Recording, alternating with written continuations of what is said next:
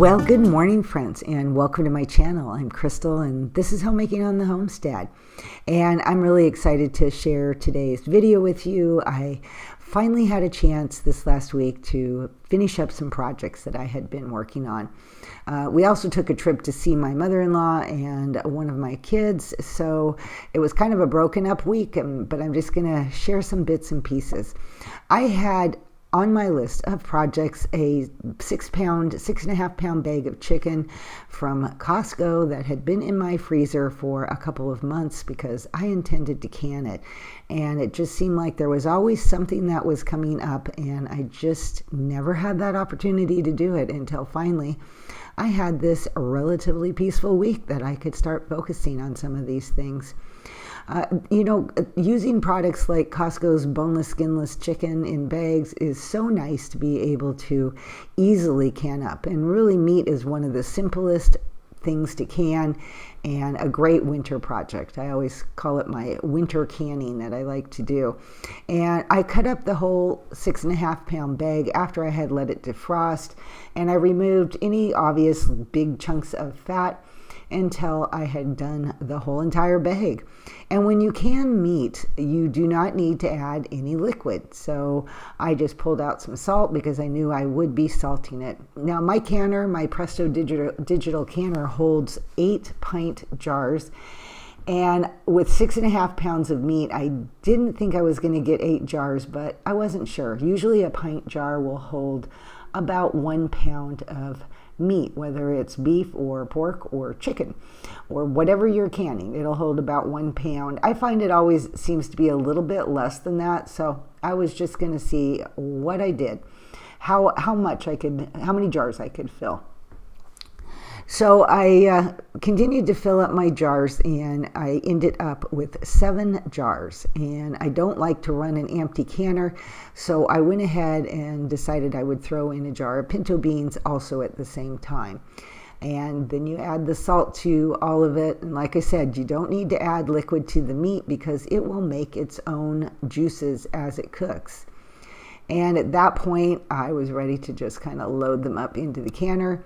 That's why I say it's super simple. This didn't take me any time at all to prepare my meat and get everything into the jars. I know I talk about this canner a lot, and that's because I just really love it. It makes canning so simple. The pint jars of chicken and even the beans are going to can for 75 minutes.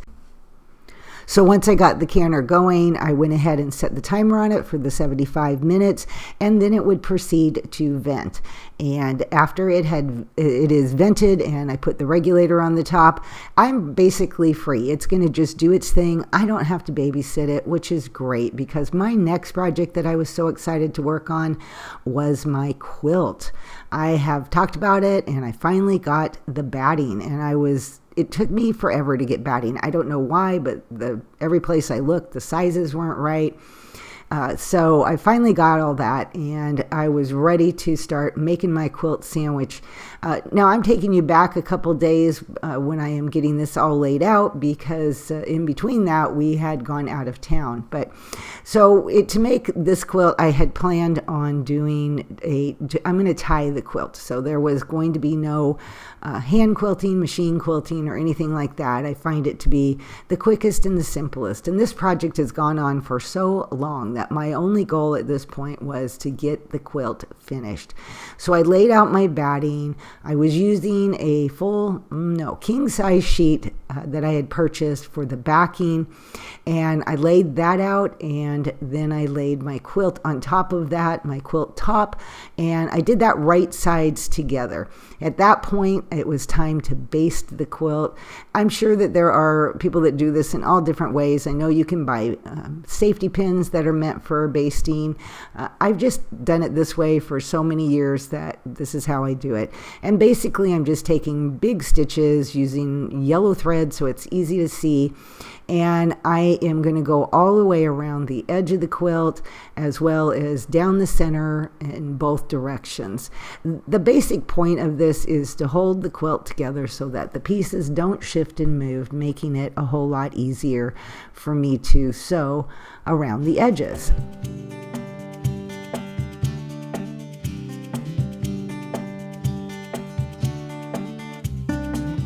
After I had finished basting around the edges, I went ahead and trimmed off all the fabric that was overhanging, just so it would be a little bit easier to work with, so then I could go ahead and continue basting down the center, like I said, in each direction. Now I'm jumping forward back to the day I was doing all the canning, and while my canner was busily doing what it was supposed to do, it was time for me to go upstairs into my sewing room and start seeing how much progress I could make for the day on this quilt. So I had a lovely sunny day that day, which is always such a blessing when living out in this area, because during this time of the year it might be rough to find some sunny days. But anyway, which is why I love this particular bedroom that I chose as my sewing room, because I just love it on sunny days when the sun is just shining in. It made sewing this together very enjoyable. But as you can see, I am going around the edges. I think about a 1/2 inch was my seam allowance, and I am going all the way around and leaving an opening at the bottom so that I can turn the quilt completely in right side out again. Now that the quilt was sewn together, it was time to remove all the basting stitches, which, because I had made them so big like that, it was so easy to just be able to pull them right out. Once I had all the basting stitches pulled out, I then went ahead and trimmed the quilt a little more closely to my finished edge or my sewn edge there, so I didn't have so much excess, and then turned the quilt right side out. And the last thing I did on that particular day was to take the edge that I had left open for turning, iron that down, and sew that up. At that point, I had run out of time, and it was time for me to go back into the kitchen. My canner was on cool down mode, and I needed to make dinner. I had some hot dogs in the freezer I wanted to use up. I had some leftover cheese sauce that I had made a few days before, and I was going to kind of do what I call the adult version of macaroni and cheese and hot dogs. I sauteed up an onion. I added my cut up hot dogs just to kind of brown them up a bit. I think it helps pull out more flavor. Once my pasta was done cooking, I went ahead and simply just added the hot dogs and then added my cheese sauce. It was super simple. That was a homemade cheese sauce. And I served it with some carrot sticks and celery sticks that night, and we just had a very easy dinner.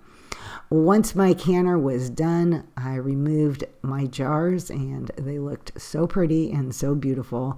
And like I said, I always love canning, and I love the end product. I had now lots of boneless, skinless chicken on my shelf, plus an extra jar of beans, and that pretty much finished that day. This was the following day. Now I was ready to start tying my quilt. What I have really loved about this quilt is it was all done from scrap fabric. I didn't spend any money for buying any fabric for the top main part of the quilt. I did buy the backing and the batting, and I am also using yarn that I already have to go ahead and tie it. It was black yarn. I have a few other colors, but I felt like the black was fitting best with all the varied colors that are on this. And then I also had to determine where I wanted to put each tie, and I decided I would do one at each corner of each of the quilt blocks. So I just kind of worked my way down the quilt, putting in the yarn into each corner, trimming them, tying them, and continuing the process. I didn't have a whole lot of time that day, so I was only able to finish maybe half of it, and then I had to finish the other half on the following day. And I have to say, it was really satisfying to me when I finally got to the end of the last row of blocks and was able to take that last cut and trim with my scissors and know that this project, which I said had gone on for quite a while, it just got put away, and I never got it finished. And I was so happy to have finally finished it. And I'm very happy with the results, how it turned out. I would just like to thank you ladies for spending these last few days with me. I really appreciate you all so much. And I hope you all have an amazing and blessed week, and I will see you all in my next video. Bye-bye.